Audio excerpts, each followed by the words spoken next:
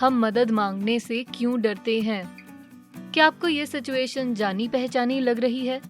आपके सामने ऐसी रुकावट, चुनौती या कोई और सिचुएशन है जिस पर काबू पाना लगभग असंभव लग रहा है।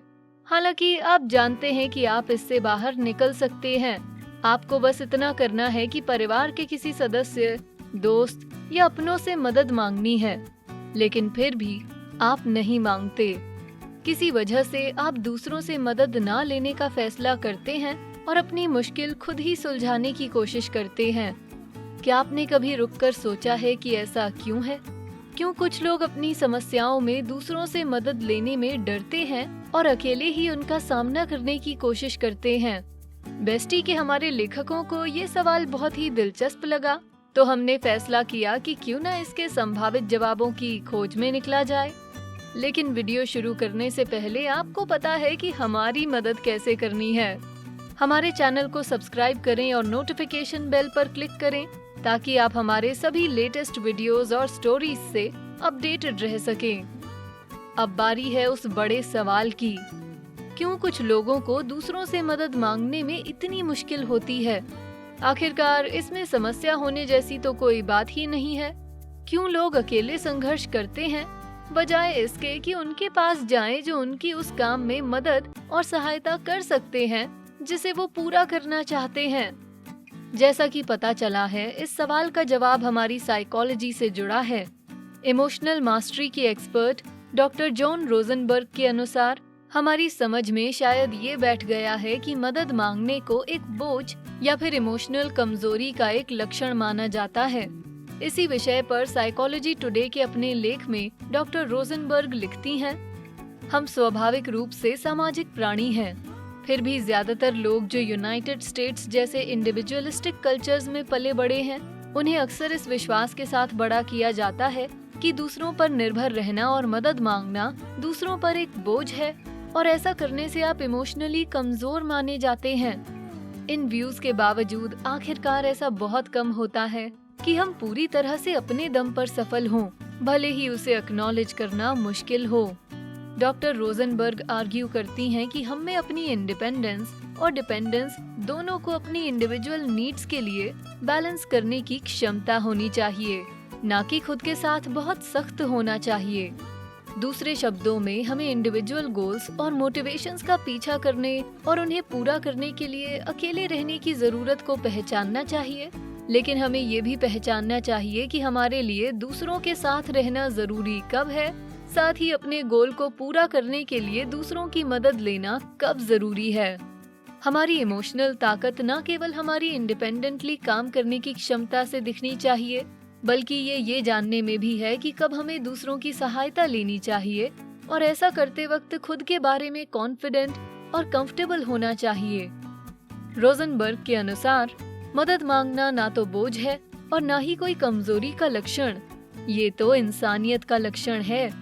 रिजेक्शन का डर भी एक और वजह होती है जिसके कारण लोग दूसरों से मदद मांगने में डरते हैं।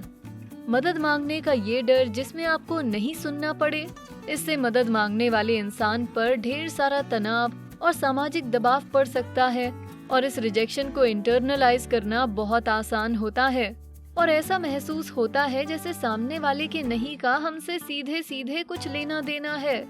लेकिन हमें याद रखना चाहिए कि ऐसा नहीं होना चाहिए। साइकोथेरेपिस्ट, काउंसलर और हिप्नोथेरेपिस्ट लॉरी लाइनवॉन्ड गुड थेरेपी में लिखे अपने लेख में कहती हैं, अगर आपको किसी ने नहीं कहा है तो बुरा महसूस नहीं करना चाहिए। हमें कोई कहानी बुनकर रिजेक्शन को पर्सनलाइज नहीं करना चाहिए। हो सकता है कि जिससे हमने मदद मांगी हो उसके पास उस वक्त हमारी मदद करने के लिए अप्रोप्रिएट रिसोर्सेज ना हो। अच्छा होगा कि इस नहीं को हम खुद के प्रति एक निगेशन की बजाय विनती के जवाब के तौर पर स्वीकार करें। ये नहीं हमें बताता है कि इस इंसान से मदद मांगने में अपना वक्त और एनर्जी बर्बाद ना करके किसी ऐसे की तरफ जाना चाहिए जो हाँ कहे। दूसरे शब्दों में, अगर आपने किसी से मदद मांगी और उन्होंने मना कर दिया तो इसे दिल पर ना लें। इसका ये मतलब हो सकता है कि उनके पास उस वक्त ऐसा कुछ ना हो जिससे आपकी समस्या में मदद मिल सके और इससे एक इंसान के तौर पर आपसे कुछ लेना देना नहीं है। उस रिजेक्शन से दुखी होने की बजाय आगे बढ़िए और तब तक मदद मांगते रहिए जब तक आपको कोई ऐसा ना मिल जाए जो आपकी मुश्किल में मदद कर सके। डॉक्टर लाइनवॉन्ड कहती हैं कि दूसरों से मदद मांगने से हमें 3 चीजें मिलती हैं। पहला, हमें आगे बढ़ने की क्षमता और मौका मिलता है, जिससे हम अपनी मुश्किलें सुलझाकर ज्यादा प्रोडक्टिव बन सकते हैं। दूसरा, हमें कोलैबोरेट करने की क्षमता और मौका मिलता है, जिससे हम उन लोगों की सलाह और तारीफ दोनों शेयर कर सकते हैं जिनसे हमें मदद मिल रही है या जिनकी हम मदद कर रहे हैं। और आखिर में, मदद मांगने से हमें सीखने की क्षमता और मौका मिलता है और हम मिलने वाली मदद के आधार पर नई अप्रोचेस और स्ट्रैटेजीज विकसित कर सकते हैं। इस तरह से हमें न केवल मुश्किलें सुलझाने और रुकावटों को पार करने में मदद मिलती है, बल्कि इससे हम भविष्य में दूसरों की मदद करने के लिए नए रास्ते और अवसर भी निर्माण करते हैं। बेशक चाहे आपको इन सब बातों के बारे में पहले से पता हो, तो भी किसी से मदद मांगना मुश्किल हो सकता है। ऐसा खास तौर पर तब होता है जब आप इंट्रोवर्ट हों, क्योंकि इंट्रोवर्ट्स को आमतौर पर अपनी एनर्जी अकेले रहने और खुद को वक्त देने से मिलती है। इसलिए मदद मांगने का मतलब होगा कि उन्हें दूसरों को बातें समझानी पड़ेंगी और सवाल जवाबों का सामना करना पड़ेगा, और ये सब कुछ परिस्थितियों में उनके लिए इमोशनली काफी ड्रेनिंग साबित हो सकता है। कुछ ऐसी भी परिस्थितियां होती हैं जिसमें आपको पता होता है कि मदद मांगना सही रास्ता है, बल्कि शायद एक ही रास्ता है, लेकिन फिर भी कुछ लोगों के लिए मदद मांगना बहुत ही चुनौतीपूर्ण काम होता है। तो इस समस्या को ठीक कैसे किया जाए? एक तरीका है जिससे हम पूछने को बेहतर एक्सपीरियंस बनाने में मदद कर सकते हैं, और ये तब होगा जब हम पूछने के तरीके से इवैल्यूएट करना बंद कर दें और बात जब मदद के लिए पूछने की हो तो संभावित तौर पर अपनी स्ट्रैटेजी बदल दें। अपनी किताब mayday asking for help in times of need में लेखिका और बुशार्ड एग्जीक्यूटिव कोचिंग की फाउंडर एम नोरा क्लेवर ऐसे तरीके बताती हैं जिनसे हम अपनी मदद की विनती को कुछ इस तरीकों से लागू कर सकते हैं जिससे वो दोनों पार्टीज के लिए म्यूचुअली ज्यादा कंफर्टेबल हो जाएं। क्लेवर लिखती हैं, ज्यादातर लोगों को कभी ठीक से पूछना नहीं सिखाया गया, तो हम इसे खराब तरीके से करते हैं और कई बार गिल्ट, जबरदस्ती और ब्लैकमेल का इस्तेमाल भी करते हैं। जब हमें मदद चाहिए हो तो हम दया की मांग करते हैं या फिर गलत इंसान से पूछते हैं। शायद पास्ट में ऐसा करने से हमें बेइज्जती महसूस हुई हो, इसलिए भविष्य में इसे करने से हम डरते हैं। क्लेवर सुझाव देती हैं कि मदद के इन अनहेल्दी अप्रोचेस को इस्तेमाल करने की बजाय हमें स्ट्रेट फॉरवर्ड होने पर फोकस करना चाहिए, अपने ऑप्शंस को करीब से जांचना चाहिए, मदद सीधे उस इंसान से और अकेले में मांगनी चाहिए, सामने वाले के क्यूज की तरफ ध्यान देना चाहिए और उनकी मदद के लिए हमेशा शुक्रिया अदा करना चाहिए। इन स्ट्रैटेजीज को ध्यान में रखने से आप अपनी तरफ से ये निश्चित कर सकते हैं कि मदद मांगना आपके और जिनसे आप मदद मांग रहे हैं उनके लिए जितना भी हो सके उतना अच्छा अनुभव हो। आखिरकार आप ये नहीं चाहेंगे कि कोई और आपसे किसी गलत या डिसरिस्पेक्टफुल तरीके से मदद मांगने की कोशिश करे। तो अगर आप इज्जत से पूछेंगे और अच्छी तरह से अपना आभार व्यक्त करेंगे तो सामने वाला ये अच्छे से समझ जाएगा कि उनके द्वारा आपको की जा रही मदद के लिए आप बहुत आभारी हैं।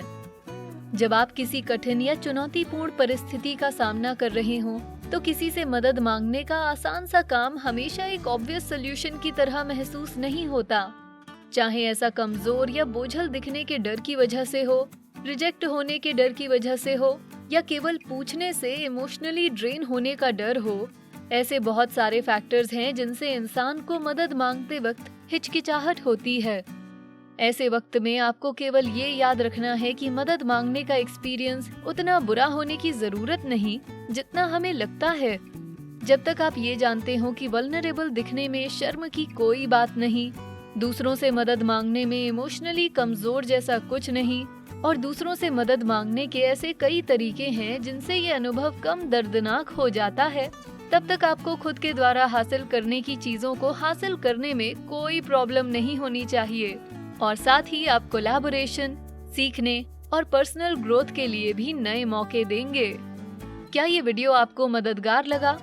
आपको क्या लगता है ऐसी और कौन सी टेक्निक्स या अप्रोचेस हैं जिनके इस्तेमाल से दूसरों से मदद मांगना आसान हो जाता है? अगर आपके पास कुछ शेयर करने लायक हो तो हमें नीचे कमेंट्स में जरूर बताएं। वीडियो पसंद आया तो इसे लाइक, शेयर करें, साथ ही बेस्टी को सब्सक्राइब करें। Thanks for watching.